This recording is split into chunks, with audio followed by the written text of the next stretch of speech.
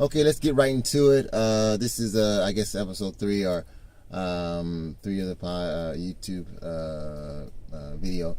Again, the name is Romeo with Brother Man in Japan. And we'll move the age group. Now we're in the age group of 45 to 65 age group. And let's start off from there. 45 to 65 years age in Japan. How they live, how do they think? New generation towards the old generation. The new generation, 45 to 65, are not as into politics as it was in the past. Let me actually start off this way: the 45 years old to the 65 years old, or the babies, the war babies, you can say they're the babies that came after they lost. So their mindset is totally different than the mindset of the 65 and older, and also the generation that's younger than them, 45 to 22. So these are the babies that actually seen some of the war, the effects, like immediate effects of the war. So their mindset is totally peace. Let's just have peace. There's no reason. I mean, communism is still alive in Japan. A lot of people don't know that. There's a communist party, 2% I believe it was, that still exists. They still have a vote in Japan. This group, this age group, they saw Japan when they were pretty much, it was bombed. I mean, it was devastated. Two nuclear weapons were dropped during their lifetime. So, or right before, or after right before their lifetime, some of them, right? So they saw the devastation of it. Again, like I said before, America actually gave them financial aid, and I was on a part of America trying to say, okay, we're going to rebuild this country, kind of to use it as our own, because it was a fight between America and Russia, who was going to take over Japan after the war. And again, Russia was communist. So America's like, oh, we don't want that to happen. We don't want Japan to become communist, because they were really close to that mindset anyway. I mean, actually, honestly, Japan, in all actuality, they're really communist thinking. They really do a collective mind. They have a collective mindset in a lot of things, but they don't literally call it communism. But there, of course, there's people that get rich. So there are the really rich and the really poor, and they understand that and they accept it. That's the one thing is, America has the opportunity to become rich in some aspects. I mean, America is one of the only countries that gives you credit. A lot of countries don't give people credit. That means it allows them to get out of poverty, allows them to have the opportunity. Line of credit is, I mean, it's unheard of back in those days. You know, it was just either just really poor, or you're rich. You're from the elite status, elite bloodline. So Japan is, you know, they still have that old mindset. Just after the war, the communists they were going towards closer to communism, but then America said we don't want Russia to take over any of it, because Russia wanted they want to split down the middle of Japan, so it was going to be half communist, half not communist. But America said no, we'll take over all of it. So America took over. They pretty much helped build back up Japan, and Japan is considered now the child of America, like the healthy child. Or, you know, look what we did, we nursed them back to health. That kind of mindset. I mean, in actuality, they bombed them to death. So they put them back to health. But anyway, that's a different conversation. So this generation, their mindset is of, okay, thank you so much, America. You helped us. Now, yeah, think about this. If you get beat up so bad, and the person says, you know what, I beat you up, let me give you an ice pack. You have respect for that person, right? Let me give you an ice pack after I beat you down. It's either, you know, you can submit to them, or you can say, oh, okay, I don't mess with you. But Japan's a different type of people. So it's different from Korea, too. Korea's not that mindset. Like Koreans, and what I hear the difference between Koreans and Japans, when it comes to fighting, if a Korean fights another Korean and they just fighting, every time they see each other, they're going to fight. Every time. They say, okay, we got to get up. Every time I see you, I got to practice every time, or I got to try it again. I just can't consider myself down in a sense. But Japan, once you beat them up, or once you fight with them and you beat them up, they say, okay, it's over. You won. You beat me. You're better than me. That's it. I won't go get you again. It's over. It's done. I already know you're powerful than me, and I'll submit to you in that sense. And this is the one thing about Japan compared to, I think, a lot of people. They'll accept it. They accept their position. They know their role. They stay in their lanes in a lot of things. But it was before World War II. They didn't really know their lane, or they didn't really think about it, because they were conquering a lot of. They were taking over China. They were taking over Korea. They had Philippines. They had Malaysia. They had. For a small little island, they were strategic minded. They were really military minded. They were really on it. They were smart. They understood how to do it. And practice of wars, the civil wars they had back in the samurai days, gave them lots of practice in regards to war tactics. So they were really on the P's and Q's. Going against Russia, they beat Russia. They took land from Russia. Russia was trying to take land from China, which was famous. It's still famous to this day for beer. Kind of a port. Japan took it from Russia. There's some islands that Japan took from Russia again, and now Russia's trying to take it back because they know Japan is in more of a submissive state now. But even though they wrote treaties, and there's a lot of things. Something that I do want to mention. This generation, they also see betrayal as well. So their trust level for a lot of countries is really low. They only one thing they do appreciate is America's honesty, to tell them that you're lower than us. That's the way it is. It's just the way it's going to be. Don't change from that. That's the way it's going to be. It's always going to be that way. And they trust that, and they accept it. But Russia and Britain, they had more respect for them before World War II. The funny thing is, the British and Japan had a treaty before World War II even happened, before the war happened. So Japan was so confused on how that happened. They said, hold on, we have a treaty with British. Britain can't go to war with us. They can't side with America because they have a treaty with us. That doesn't make any sense. Russia they had another treaty as well. So a lot of people betrayed Japan during that time. A lot of people don't know this. So Japan was really confused on what's the point of a treaty if you guys are gonna, you're not gonna follow it, or you're not going to go by the mandates of a treaty. What's a treaty? What's the point of it? We said we're gonna do a treaty with you because we're not gonna conquer you, or we're not gonna take over, all this stuff.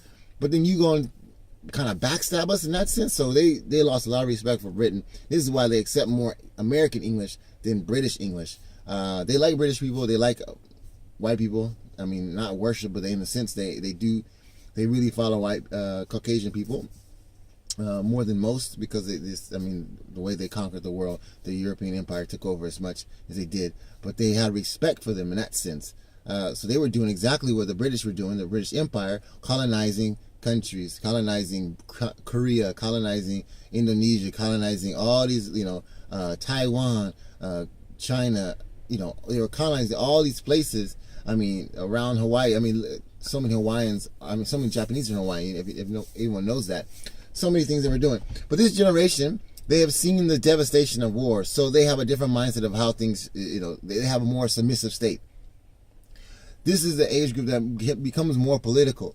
But this generation, like I said, after war, they don't think that mindset. They don't become more political as it would be. They're more focused on work. This is one thing that they learned after war, and this is there's the older group as well. But they were the how could you consider this? So if a person is an owner of a company, the first they made the company. They went through the hard work. The generation right after the person that made the company, they're not going to work as hard as the first generation. They work hard, but they're not going to work as hard as the generation that made the company. Right? That is the way this generation is, the 45 to 65. They don't think it's they're not that determined as the generation before them to rebuild or to build up Japan and how it was, and the status that it had it before. They're kind of, like I said, in a more submissive state. Politically wise, they see the emperor. If I mentioned it in the other videos, they see the emperor not as a symbol of the country, but more as he's such an adorable old man, or he's a noble old man. The emperor in the past, before World War II, or before wars, and before World War II really, before the war, emperor was considered God on earth, just like China. Their emperor was considered God on earth. Like the pharaohs and stuff before, it hasn't changed. They're considered God on earth. After they lost the war, they found, God can't lose, so he must not be God on earth. But he's noble. Most people have, the funny thing in Japan, most people have never even seen what the emperor looked like until that day that the American soldier took a picture with MacArthur, I believe it was, MacArthur, took a picture with the emperor. The emperor was wearing a suit. The general was wearing his kind of plain clothes, not even his formal clothes. That disrespected the country so much. They were put in their place so, they were like, what? This is the first time we've even seen the emperor. And he's wearing a European suit and tie. Supposed to be elegant kind of in a sense, right? You have a general American soldier coming with just regular clothes, not even formal military wear, and he's taking a picture. And what America did was they put this picture in the newspaper on purpose and let everyone see it in the country to put everybody in their place. So this generation have seen that, with the effects of it. So politically wise, they say, oh, but look what he did. He dressed, he was so noble to even dress like that, to accept his failure, right? So this generation doesn't see the emperor as a power symbol at all. Doesn't see him as a power symbol at all. It doesn't represent the country that sense. It doesn't have power. He's just a noble old man for this generation. So for politically wise, they do kind of think about politics, but they're not as strong as they used to be. Then you go from the work sense, the idea of them, they're considered now the senpai. They're considered the elder. So they take care of the people that are younger than them. Again, 65 to 45. So they are usually the managers. And one thing about Japanese companies, you will never get a CEO or a president of a company in Japan that is, let's say, headhunted or comes from a different company. He would never be scouted to come to that new company and be a CEO. Never. In Japan, that would never happen. That generation, that is almost unheard of in Japan. It's just recently, like I said, new generation, old generation. In Japan, that would never happen. But the new generation, it has happened. And Nissan, they got a president that wasn't even Japanese. I think he was some other country, European or something, I believe it was. Nissan, that happened. It's so rare for you to come out of a different, not come from within the company to be a president or the CEO of the company. They work their way up. That's the way Japanese life lives. That's the way Japanese, you work your way to the top. So that's why their presidents or their CEOs, their salary is not that far away from the workers. You may have a little bit, maybe a difference, a gap of about 20,000, maybe 10,000 more than regular workers of pay salary gap. In Japan, it's not heard of having CEOs making 4 or 5 million like that. In America, that's common, right? You got CEOs making millions of dollars, and they get stocks and options and stuff like that. And then people are like, oh, I mean, why are the presidents getting, why are these people, executives and stuff like that, getting so much money? And, the employees are getting what? McDonald's they're just fighting about the minimum wage, $15 an hour, when it takes more than that to survive. It takes more than that to survive and to live comfortable. Just to survive and comfortable. And America's having an argument with just that. But Japan's like, no way. President's not going to make that much compared to the employees because he's worked his way up. He's walked through the ranks. That's Japanese life. That's Japanese system. That's the way they run. It's just now changing a little bit in that mindset. Before, it would never happen. You come from a different company and work here, this new company, don't think you're not going to be the president. You can work your way up. And like I said, there's a senpai, there's a senpai and kohai system up and lower. Now, again, new generation, old generation. In the old generation, once you go to this company, you stay in this company until you retire. Never a new company. You stick in that company for the whole time. When you're older, the younger generation, not the younger generation, but you want younger, like older. 60 was the retirement age. Now it's gotten a little higher, 65, I believe it is. But when you get to that age, people are kind of like, okay, it's time for you to retire, But some people are like, oh, I don't want to retire. I don't want to go out. I want to stay in the company. So they'll kind of push you to the side and make you do nothing, kind of in the company. So you just sit there at the office and sit there at the desk if you're an old man. And it's called like giving them the window seat. They call it in Japanese, it's called window seat. Give you the window seat in the airplane. That means you don't do anything. You just sit there. Don't do anything. Because you're not going to bother nobody. And like I said, the company identifies the person. If you walk around in Japan, and like I said, a man came to me and asked me what I did. I said, I went to school. He said, okay, you don't really know nothing. But what I also learned is that when you're a part of something, you can be identified and they can connect something to you, and then they can give you more. They kind of, it validates who you are in this country, in this society. So I say, I work for Toyota. Oh, great. So you're of the elite set. Oh, you're smart. Automatically, I could be a janitor working at Toyota, but just because I work at Toyota and I have a Toyota name, I'm already considered elite. I got a job in Toyota. Now, in America, it doesn't really matter where I work at Microsoft, something like that. Oh, okay, great. Nah, you must be smart. In that kind of mindset. But no one really kind of thinks, it's different. In Japan, it's you just now part of a group.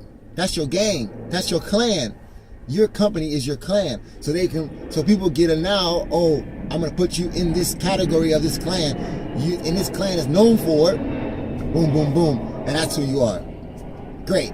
Now I can put you somewhere. Now I can have a conversation with you. Now we can have, dialogue. And, I know that I can talk with you. It's not like gangs, but in a way it's like gangs. Their companies are gang. They wear their mark and they rep it hard. Now, recently they don't talk about their companies as much. It's actually, one thing if you notice as well, when you introduce yourself to a Japanese person, they'll ask you a certain question. But if you're Japanese, they don't like talking to each other as much because they don't really want to find out where your position is in the society. Our position is towards them, because they don't want to know if you're higher than them or lower than them, so they rather not talk in some sense. Osaka's a little different than Tokyo.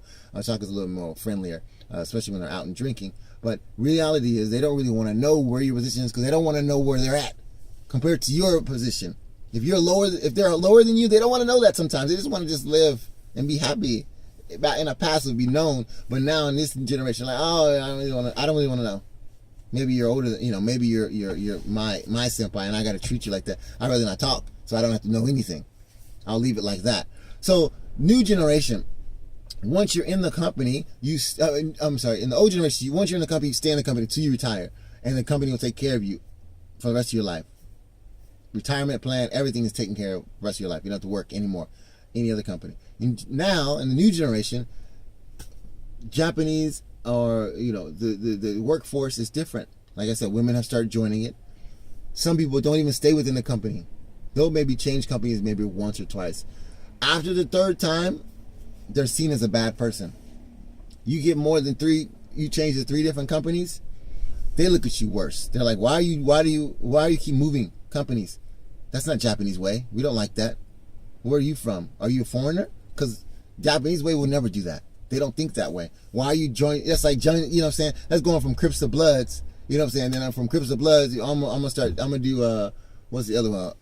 Hoovers or something like that. Folks, I'm gonna do another gang. Like, no way, bro. You can't be switching gangs up like that. We don't like that. That ain't how we roll. That ain't how the clans work out here. You be a part of something. If you suffering, you gotta suffer, bro. You better find someone friendly in the company. Find somebody or they commit suicide. That's how hard they go. They don't play around when it comes to some things. That's why it's changing a little bit. Now they're changing companies, which is not really heard of in the older days. In the past, they're able to change. It's not as difficult to change companies. Once or twice is okay. 3 times they're like, oh, come on, something's up with you. Something's going down. So, different mindset in that regards. The work thing. Also, I inquired about this because in America, homeless people compared to Japanese homeless people, I just noticed there was a little difference in them. American homeless people, they'll ask for money. American, some will ask for money. Oh, give me some spare change or something like that. Some people don't do it. In Japan, it'd be rare that they'll ask you for anything. Rare. They won't even ask you for anything. Poor people just don't ask you for anything because they don't want it. Especially from a foreigner, they don't want your money. They don't want no sympathy. Compared to America, Japanese Japanese Japanese homeless people, their mindset is different in regards to why they quit or why they're homeless. It's different than Americans homeless. Homeless in America could be that they lost employment, or they decided to quit, or the company went bankrupt, or the situations happened that it just something like that. Whether in Japan, like I said, the company works. You stay with the company for the rest of your life.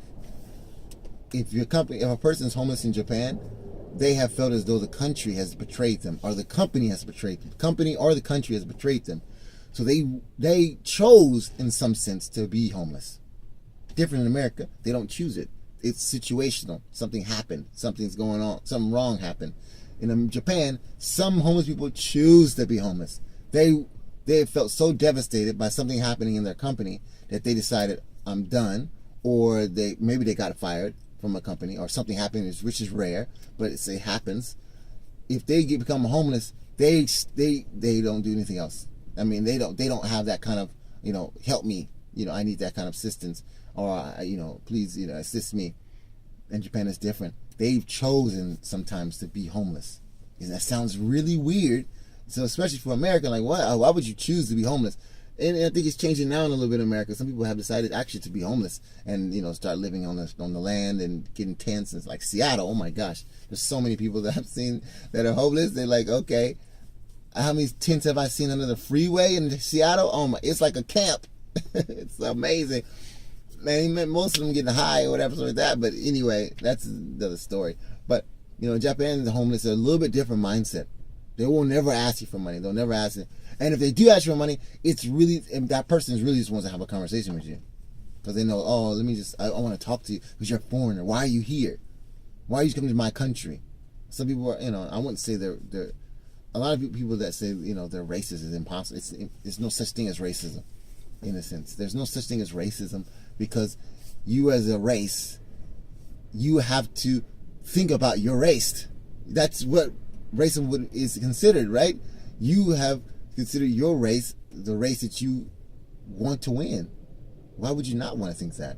Race is, it's your race. It's, I'm doing it. I'm thinking about my culture. So I kind of got off that mindset too. Who always racist? No, whatever. A homeboy's gonna be a homeboy. Let him be that. He wants his country to win. He wants his people to win. That makes sense. He's a lion. He wants the lions to win. He wants, he's a dog. He wants the dogs to win. That's just the way. That's how we're built as humans. So you should never expect anything from anybody. And Japanese understand that as well. They they don't expect anything from anyone that's not of them. If it's Japanese, again, they won't even ask Japanese for money. Since they don't expect it. They expect the government to take care of them because that's what the government is meant for. Government is meant to protect and to provide for their citizens. That is the government's job. If the government doesn't do that, if the government doesn't protect and provide for their people, that's not your government. That's your enemy. That's a rival. So okay, we'll stop from there. That's it for today. I don't want to go too long. Like I said, hopefully I get better at these videos, like doing editing and doing some pictures for y'all to give you more of a thing. I hope I can do that. I'm not really a video guy, and that's my fault because I didn't really study it. My boys do it, but I don't do it. Hopefully I ask them to do something like that. Hopefully I move up, upgrade, do better things, especially get out of the car and stuff like that, and have my own space that I can do videos alone, other than the house. But other than that, hope you guys enjoy it, and I hope to catch you guys again. All right, peace.